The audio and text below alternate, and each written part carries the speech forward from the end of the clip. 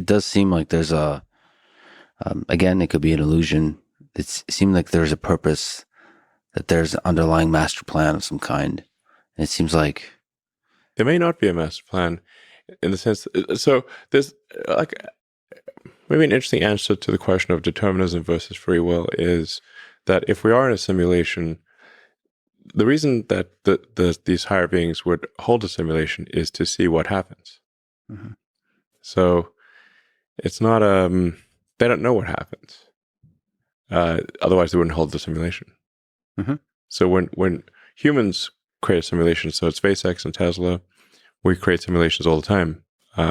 Especially for the rocket, you have to run a lot of simulations to understand what's going to happen, because you can't really test the rocket until it goes to space, and you want it to work.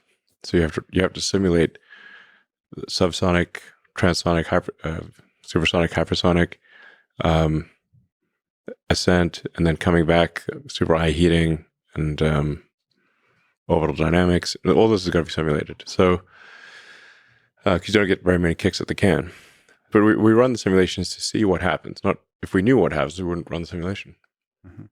So if there's whoever created this existence is they're running it because they don't know what's going to happen, not because they do.